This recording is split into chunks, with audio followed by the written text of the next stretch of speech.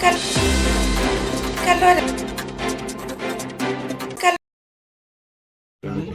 Ranka ne barkan mu da kasancewa a cikin shirin mu na Mulika Kudu. Za mu so mu ji sunanka da matsayinka a wannan wuri. So alhamdulillah na farko ni sunana Kabiru Isa kuma takaitaccen tarihi na ni dan asalin jihar Katsina ne.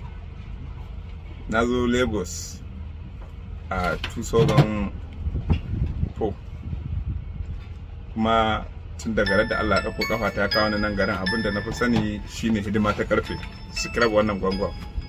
So alhamdulillah sana'a gwangwan a wajenmu ta wuce da iya inda wani ke tunaninta. Ita ce muka ɗauka rayuwarmu kuma hidimanmu ita ce ci gabanmu da na iyalanmu da na iyayenmu da na 'yan uwanmu da wanda muka isa da shi. Saboda haka ba zan iya kwatanta wani abu na farin ciki ko na jin daɗi da gwangwan teman ba a yanzu ba zan iya takaitawa ba. So alhamdulillahi sana'ar gwangwan kamar yadda dai kuka zo kuka gani nan, wannan shine mai gidanmu, shine ubanmu. Duk abin da kuka gani nan kuɗi ne, kuma kuɗi irin abin da ake ce ma kuɗi da za a tsaya a bayyace maku tarihi ko kuma daga sadda aka fara mu kamar ni da kuke gani kwafa ana sayan ta yanzu kamar naira 10,000. Ni na taɓa sai da filan kwafa naira 50. Na zo lokacin da ba a sayan karfe sai na blow engine na mota sai sauran karfen compression ta kai yanzu an kai gwangwan ta ci gaba karfe kowane iri ka zo da shi ana saya, ana sayan leda, ana sayan kwali, ana sayan shara ma mu yanzu muna saya. Saboda haka alhamdulillah na ji daɗin haɗuwa da ku kamar yadda kuka sani, kuma ina da sakon da nake so in san ma al'umma musamman mutanen mu na arewa waɗanda ba su san Lagos ba ko kuma ba su san alaƙar zaman mu ba da mutanen da ke Lagos. A gaskiya muna fuskantar 'yan matsaloli a baya na rashin fahimta ga bako.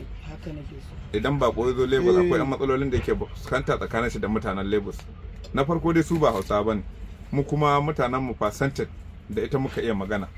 Saboda haka dole za ka ga in ka haɗu da wani mutum ya maka gaisuwa ma wani zai maka kila a ƙarshe kai ka maida mai zagi, kila kuma wannan dan zagin da zaka yi mashi na ji abin da zaka ce daga nan sai rigima tashi.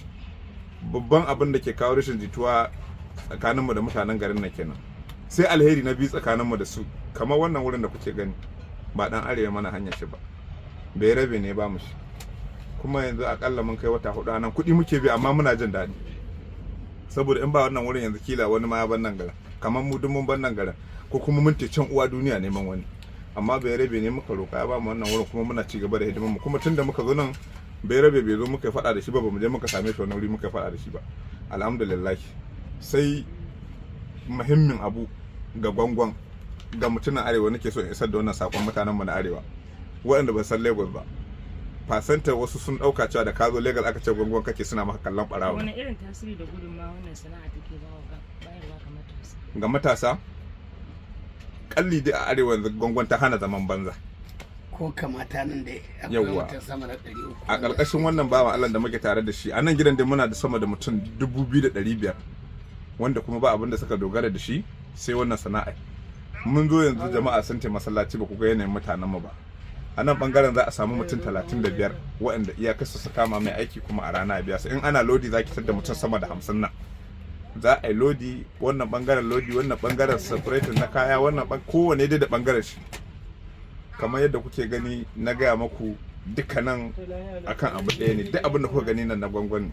Wani irin nasarori ka samu a wannan sana'a? Nasarorin da na samu a wannan sana'a hajjiya da za a samu biro da takarda a ci gaba da rubutu sai mun kai gobe. So ai domin Allah da Annabi a Lagos a sana'a gwangwan na kuma sanin 10,000. Na auri matata ta farko da gwangwan, na auri ta biyu da gwangwan, yanzu har na kai da ina da mata 3. Ina da gida, ina da yan sauran abubuwan da ba a rasa ba alhamdulillah. Kuma kamar bangaren iyaye a gidanmu ni ke dauke da nauyin rabin hidimar gidanmu a ƙarƙashin gudunmuwa ko kuma a shirin taimakon da ubangiji ya mana a wannan sana'a. Kuma tsakanin 'yan gidanmu da 'yan garinmu da yaro da aboki nan garin ban ƙirge wanda na kawo, wasu ma da sun fi ni kuɗi. Wace irin gudunmawa kake ba matasa? A gudunmuwa da nake ba matashi musamman in na gashi a ƙauye, kullum ina ba shi shawara ya wayar da kanshi ya buɗe kwakwalwar shi, ya gane cewa wancan zaman na bin waɗancan manyan na gida ba karuwa ba ne, kuma mu ya biyo mai zo nan mu gwada mai inda zai hau mota lo da karfe a bashi 10,000 a rana. Ta ya kuke magance baza gurbi a cikin wannan sana'a ne albarka? Gaskiya musamman dai a wannan wurin da muke yanzu akwai hukunci mai tsauri ga duk wanda muka same shi da matsala ta irin wannan bara gurbin. Na farko dai idan wani ya kamo ka daga wani wuri ya kamo mu ƙara ka kame sata muka tabbatar da sata ka yi ta, akwai hukunci mai tsanani da kora daga nan wurin. Sannan sai abu na biyu, bara gurbi kuma na cikinmu da Allah sa a ce kamar da kuka zo kila da kuntar da ayarin wasu da muka kora nan.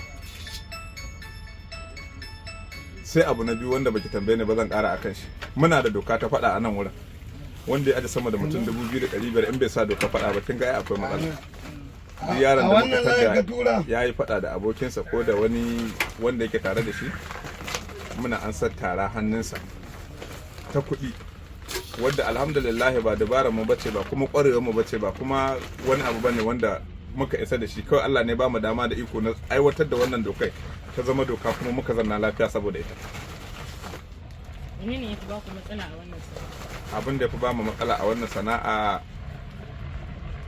yanzu wani lokaci gaskiya mutane rashin fahimta da an kasa gane wane ne dan gwangwan har yanzu, kuma fasantar ba mutanenmu da muke tare da sunan ba, na can mutanen da muka baro gida arewa.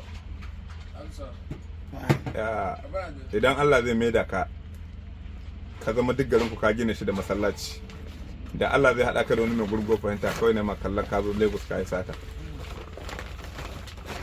A kasan yanzu ke kila ko da zaki ce kowa ya ɗauka cewa 'yan gwangwan barayi ne, ke kila wannan bayanin zai dan takaita maki wannan tunanin da kuma irin da ga ana hidima da hada-hada.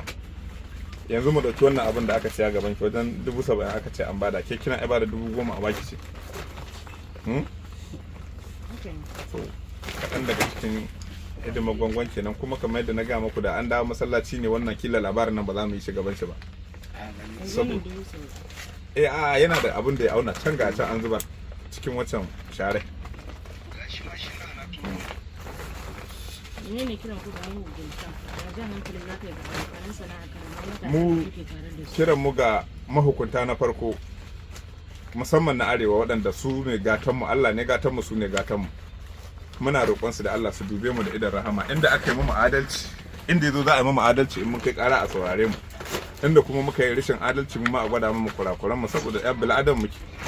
Muna da irin kuskuren da za mu iya yi mu, ko kina ina da abin da zai yi maki na kuskure, kamar yadda Allah subhanahu wataala a kullun kila akwai irin saban da nake mashi, sai roƙe shi ta wata hanya ya gafarta mana. Babban jan hankali na da kuma su matasa, har kullum mutum ya gane waye shi, da ma ya zo nan garin ko kuma duniya ma da Allah ya kawo shi akan me aka kawo shi, ba a kawo shi hodon ya zanna gaba ba. Duniya ba a zaman banza, in baka yi ma Allah aiki ba kana nan cikin saban shi. Allah da rabi sati na guda gida. Ina so a yi mu'amala da kai kai ta yaya za a yi a same ka da lambar waya? Alhamdulillah ni ko yanzu zan iya kiran number waya na kamar yadda na san kila ke ce muke waye. Wannan number wadda ta dauki 08007 na yi in this morning dawata idan finish. Da rana za a iya samu na da ita, saboda ko ina gida ko ina nan garin ban taba kashe wata ba. A nan sandar na ba su da alat. A ƙarshe fatan alkhairi ga abokan sana'a. So alhamdulillah da ku kanku da abokan sana'a da duk wani mutumin da muke tare da shi muna mai fatan alkhairi. Allah ubangiji ya ba mu sa'a ya kuma tabbatar mu da mafificin alkhairi. So sannan kuma ina da kira ga matasa kamar yadda kika tambaye ni. Matashi ya wuce abin da za a dibe shi a zage shi, sai in ya kwantar da kanshi cewa ya kamata a zage shi. To an ba janye ruwan. Kamar ni mai gidana, babban mai gidana a ƙauyen mu, babban dan siyasa ne. To yanzu ba aikin da suka yi. Amma na mamaki da zan je Katsina in yi sawo 3-4 ban taka gidan shi ba. To a je a ɗauko wani generator. Saboda yanzu na girme shi. Ni ina iya bada 100 kyauta, yanzu shi kuma in ya bada ta kila ya rubuta ga wannan kafar sadar wannan ya bada alherin 100 dan wani ya faɗi. So alhamdulillah ina godiya gare ku, ina godiya ga Allah subhanahu wataala. Kuma kai mai ɗaukar rahoto gare ni, inda kaga ina da ɗan gyara na san dai akwai edit.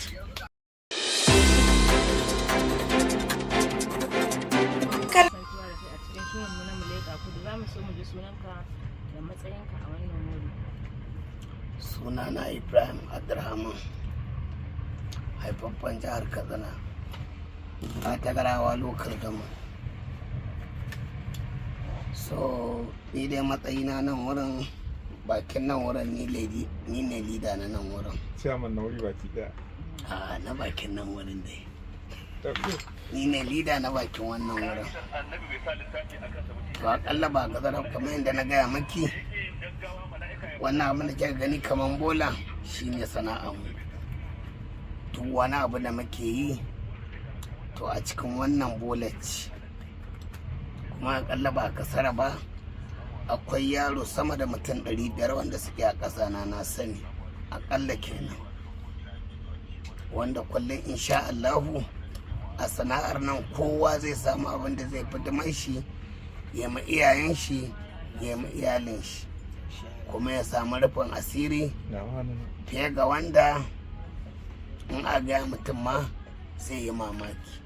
Saboda hatta masu hawan motocin nan mu da su kallon kallo ne, su ne mana kallon jaki, mu ne masu kallon da bai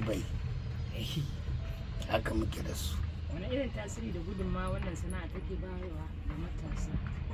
To ai kamar yadda aka faɗa maki, yanzu akalla ba a kasar bace a ce maki matashi 500 yana a wuri, a bakin wuri na kenan, kuma fat kamar wannan kin ga 1 2 3 4 guda 4 ne. In kika haɗa akalla 500 ɗin nan mutum 2000 kenan. Mutum 2000 nan suna da iyaye, suna da mata, suna da yaya, kuma duk anan suke cin abinci. Ai iya wannan kawai abin ya kai amfani. Wannan yankin naku na Lekki wani irin gwangwan kuka fi mayar da hankali kansa? Mu wannan sa'ad din namun Lekki, duk wani abu wanda za a bice miki na gwangwan, ma'ana gwangwan mataccen karfe, kin gare irin shi can wurin, karfe wanda ya mutu, wanda baya amfani, wanda ya kamata ma in ba masu siya gwamnati sai dai ta biya a kwashe mata, to mu ba wani irin wanda ba mu iya siya, kowane iri. To madalla.